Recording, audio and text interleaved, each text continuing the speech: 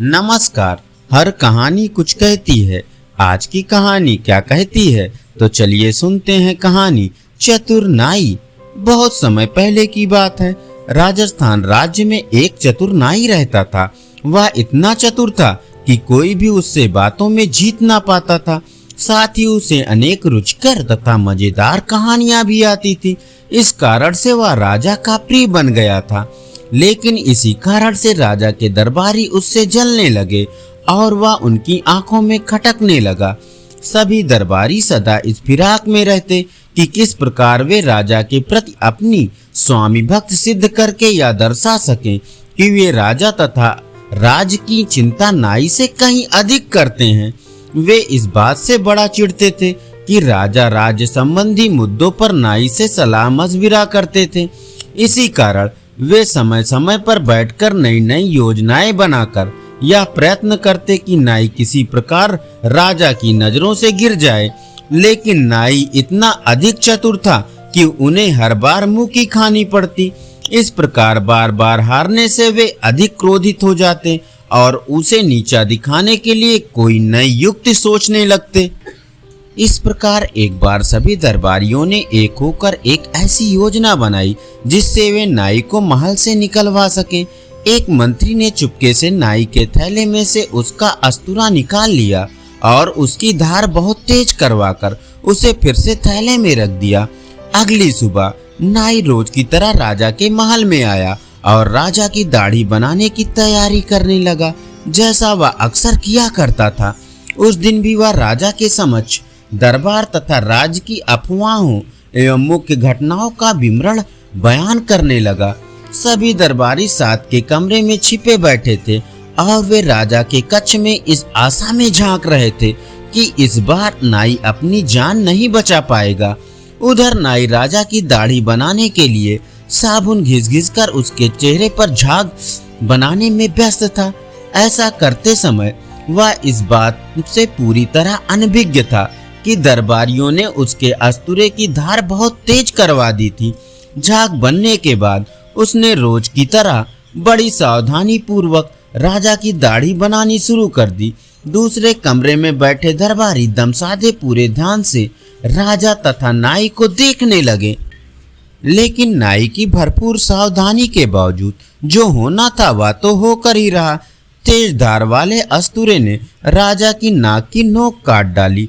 राजा मारे दर्द के चेक उठा। नाई को चुन चुन कर गालियां देते हुए व कराहते हुए अपनी कुर्सी से उठकर चहलकदमी करने लगा। नाई अपनी गलती पर स्तब्ध रह गया। 20 साल की नाईगिरी में उससे ऐसी गलती कभी नहीं हुई थी। कुछ ही क्षणों में स्वयं को संभालते हुए उसने अपने अस्तूरे की जांच की। अस्तूरे की धार देखते ही वह समझ गया कि वह एक षड्यंत्र का शिकार हो चुका था। और षड्यंत्र करता कौन थे? लेकिन वह यह भी जानता था कि इस बार सब दरबारी अपने षड्यंत्र में सफल हो गए थे।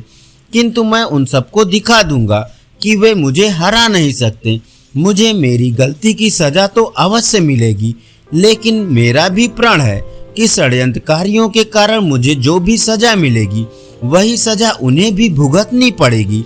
नाई ने मन ही मन ठानी। इसके बाद नाई ने राजा से अपनी गलती के लिए क्षमा मांगी, लेकिन राजा इतना अधिक क्रोधित था कि उसने नाई को क्षमा नहीं किया। और इससे पहले कि नाई कुछ समझ पाता, राजा ने अपने सेवकों को बुलाकर आदेश दिया कि वे एक अन्य नाई को बुला कर लाएं तथा पहले नाई की नाक की नोक कटवा दें, ताकि उसे महसूस हो सके कि नाक कटने पर कितना दर्द होता है। नाई को ऐसे ही किसी सजा की आशा थी, इसलिए वह बोला, महाराज आप बड़े ही दयालु हैं। आपके स्थान पर कोई अन्य महाराज होते तो मेरा सिर ही कटवा डालते। मुझे अपने पाप के लिए यह सजा तो मिलनी ही चाहिए। लेकिन महाराज यह भी सत्य है कि यह पाप मैंने जानबूझकर नहीं किया। इसी बीच राजा के सेवकों ने उसकी आज्ञा अनुसार एक अन्य नाई को बुला लिया था। उस नाई ने आकर तुरंत पहले नाई की नाक की नोक काट डाली। पहले नाई को गहरे दर्द का एहसास हुआ, लेकिन उसने बड़ी बहादुरी के साथ अपने दर्द पर काबू पाकर जोर जोर से हंसना आरंभ कर दिया। वाह वाह, कितना शानदार नजारा है। मैं कितना भाग्यवान हूँ कि मुझे ईश्वर को साक्षात उनके धाम पर देखने का सुअवसर प्राप्त हुआ है। स्वर्ग के तो कहने ही क्या महाराज, मुझे खुशी है कि आपने मेरी नाक की नोक कटवा डाली है। अगर आप ऐसा ना करते तो मुझे इस पावन नजारे को देखने का सौभाग्य प्राप्त ना होता। क्या आपको ऐसा सुंदर नजारा देखने में आनंद नहीं आया महाराज? राजा यह सुनकर आश्चर्यचकित हो गया। पहले पहले तो उसने सोचा कि नाई अवश्य पागल हो गया है, लेकिन नाई इतना सशक्त अभिनय कर रहा था कि कुछ ही देर में राजा को महसूस होने लगा कि वह सच बोल रहा है। अविश्वास भरे स्वर में उसने नाई से पूछा, क्या तुम सचमुच स्वर्ग एवं ईश्वर को देख रहे हो? बेशक महाराज, मैं तो स्वर्ग में देवी देवताओं और ऋषियों के बीच बैठे आपके पिताजी को भी देख रहा हूँ, नाई ने उत्तर दिया। राजा नाई की बातें सुनकर इस बात पर हैरान हुए बिना न रह सका कि आखिर नाई वह सब कैसे देख पा रहा था जो वह स्वयं नहीं देख पाया। वह यह सोच सोच कर परेशान हो रहा था कि आखिर एक साधारण नाई किस प्रकार स्वर्ग के संसार को देख पा रहा था, जबकि वह एक राजा होकर भी ऐसा करने में असमर्थ था। इस नाई की स्वर्ग देखने की सामर्थ्यता के पीछे क्या कोई विशेष कारण है? मुझे कुछ लोगों पर इस बात का परीक्षण करके देखना चाहिए कि सच्चाई क्या है। यह सोचकर राजा ने अपने मुख्यमंत्री को अपने कक्ष में बुलाया और सारी बात स्पष्ट की। उसने उससे यह भी कहा कि वह उसकी नाक की नोक कटवा कर यह पता लगाएगा कि क्या वह भी नाई के समान स्वर्ग के संसार को देख पाया या नहीं। मुख्यमंत्री सब कुछ जानता था, यह भी कि नाई राजा तथा अन्य सभी को बेवकूफ बना रहा था, लेकिन वह यह बात खुलकर राजा से नहीं कह सकता था, क्योंकि वह जानता था कि ऐसा करने पर नाई सभी दरबारियों की करनी का भेद खोल देगा और तब राजा उन सबके सिर धड़ से अलग करवा देगा। इसलिए उसने चुपचाप दूसरे नाई से अपनी नाक की नोक कटवा ली। नाक की नोक के कटने पर मुख्यमंत्री को गहरा दर्द महसूस हुआ, लेकिन उसने भी अपने दर्द पर काबू करके हंसने का अभिनय शुरू कर दिया। इसके बाद उसने नाई के समान वर्णन करना शुरू किया कि वह किस प्रकार स्वर्ग को देख रहा था। मुख्यमंत्री ने बिल्कुल वही बातें की जो पहले नाई कर चुका था। यह देखकर राजा ने अपने सभी 20 मंत्रियों को अपने पास बुलाया और एक एक करके उन सब की नाकों की नोक कटवा डाली। उन सभी ने बिल्कुल नाई की नकल की और दावा किया कि वे भी स्वर्ग तथा देवी देवताओं को देख पा रहे थे।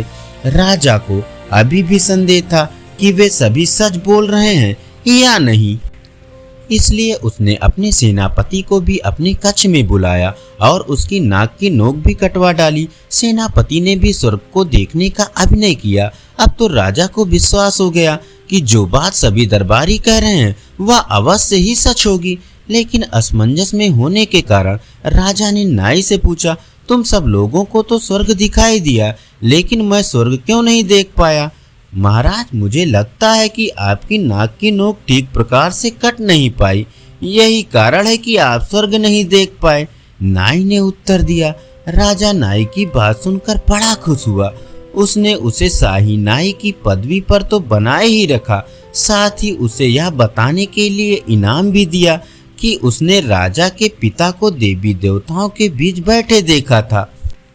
जहाँ तक कुटिल दरबारियों का प्रश्न था, नाई ने उन्हें अच्छा सबक सिखा दिया था। वे अब समझ चुके थे कि वे नाई से कभी भी जीत नहीं पाएंगे। उन्होंने यह भी कसम खाई कि अब वे भविष्य में कभी भी उसके साथ कोई खेल नहीं खेलेंगे, क्योंकि वह उनकी चाल का रहस्य कभी भी राजा पर खोलकर उन्हें मरवा सकता था। इसलिए नाई ने अपने जीवन के शेष दिन राजा की सेवा करते हुए मजे से बिना किसी समस्या के बिताए। धन्यवाद। अभी आप सुन रहे थे कहानी चतुर नाई।